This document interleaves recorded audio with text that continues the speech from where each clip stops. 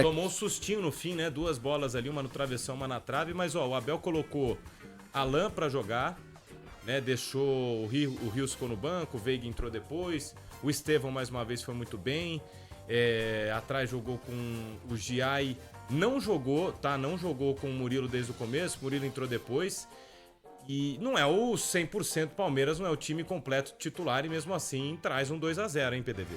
Eu fiquei chocado com o gol que o Vitor Roque perdeu Isso é um absurdo, né? no primeiro tempo, pra depois fazer um gol difícil, né? Porque, assim, foi quase que o extremo oposto o gol perdido pro gol que ele fez.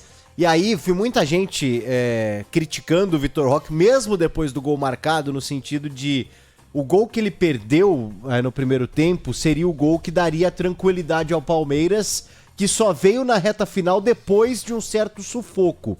Mas assim, ele perde um gol que fica difícil defender um cara que custou 25 milhões de euros. Ao mesmo tempo, ele mostra uma enorme qualidade no segundo gol. Ele mostra o porquê o Palmeiras acredita nele como um investimento para ser o atacante. Né? Então, a gente conhece? A gente conhece mesmo o Vitor Roque? No Atlético Paranaense ele jogou muito bem. Então, mas... Já mostrou que era capaz. Eu acho que hoje a gente tem muito pouco amostras do jogador brasileiro quando ele vai cedo para a Europa. A gente tinha certeza do que era o Neymar quando ele vai pro Barcelona, porque o Neymar ficou realmente bons anos no Santos. Ele deu uma esticadinha aqui, né? Ele deu uma esticadinha, exatamente, fugiu um pouco a regra. Mas o Vitor Roque ficou uns 2 anos no Atlético Paranaense como titular, antes de sair. Mas o Vitor Roque fez mais... Mas não dá pra comparar. O Vitor Roque fez mais no Brasil que o Vinícius Júnior. Sim. Você acha? No Brasil? Com certeza. Futebol brasileiro? De longe, eu acho. Eu não lembro do Vinícius Júnior. Vini, cara, ele era assim... É que o Vini pegou uma fase meio ruim do Flamengo ainda, né? Se eu não me engano, o Vinícius foi campeão brasileiro pelo Flamengo. Ele pegou aquele estádio lá do Flamengo. Não foi. Aquele puxadinho que o Flamengo fez? Aquele estádio. Da Ilha do Governador. Isso, o Vinícius Júnior jogou lá, cara. Era aquela fase ainda um pouco de reconstrução do Flamengo, com o Eduardo Bandeira, né? Essa fase que a gente vê do Flamengo, que ainda continua tropeçando na Libertadores... eu acho que o Vinícius Júnior não pegou. Flamengo. Mas eu acho que eu tenho uma amostragem curta. Ele sai em 2018. Então. Eu tenho uma amostragem curta do Vitor Roque, assim. Ele me pareceu muito bom. Eu até tinha a expectativa que ele fosse ser esse atacante pra seleção brasileira. Foi convocado pra principal. Mas eu não tô dizendo aqui que ele não é esse jogador. Mas é que eu acho que esse começo dele no Palmeiras me faz questionar quem é o Vitor Roque de verdade. Porque a gente tá falando de um cara que tá já no 4º clube dele, né? Ele, no 5º, se a gente levar em consideração que ele é uma cria do Cruzeiro, né? Ele é comprado pelo Atlético Paranaense. Ele fez bons jogos no Cruzeiro. Barcelona, Betis e Palmeiras.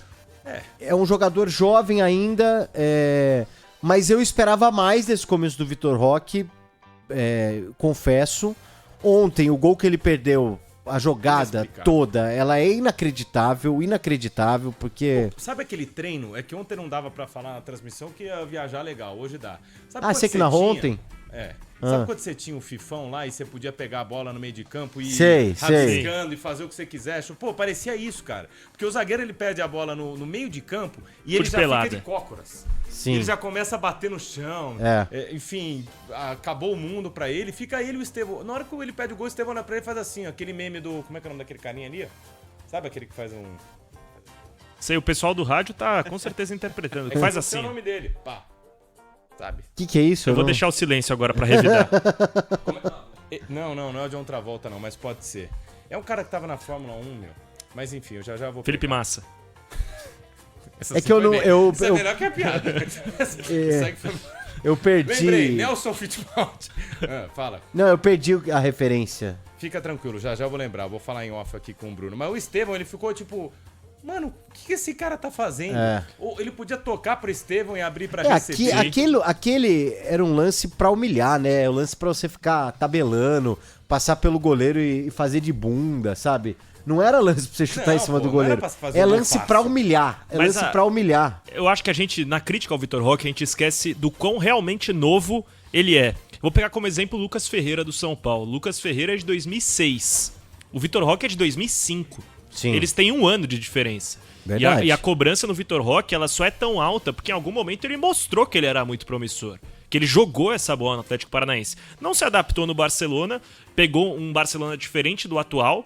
A gente não chegou a ter rodagem com esse Barcelona do Flick, que é praticamente uma máquina de fazer gols, e todo mundo que tá lá faz seus gols. Então, eu acho que a crítica ao Vitor Roque, ela tem que, por mais que ele tenha mostrado que pode mais, ela tem que ser acompanhada da idade de um cara que praticamente não teve projeto de carreira em clube nenhum. Ele não teve um clube que pegou, separou ele e falou, não, agora a gente vai te desenvolver. Ele chega no Palmeiras como um protagonista, como um cara pra fazer 20, 30 gols no ano, e é bem verdade, é pago pra isso. No Atlético Paranaense, a exigência era que ele fosse protagonista e foi. E nos clubes que ele passou pela Europa, ele estava emprestado no Betis, então não havia um interesse no Betis necessariamente em aprimorar o jogador. E no Barcelona, querendo ou não, aquela altura era um cemitério. Então eu acho que a exigência sobre o Vitor Roque ainda está alta demais em relação ao que ele já mostrou na carreira, ao que ele pode vir a ser. E quanto a valores, a cobrança não é no jogador, a cobrança é em quem pagou. Sim. Se a gente acha que ele não vale... Não existe a certeza que o Palmeiras vai recuperar esse valor e nem que o Palmeiras precise pensar nisso 100%, porque, pô, é super equilibrado. Mas sabe o Comprou que é, Paulinho. Martelli?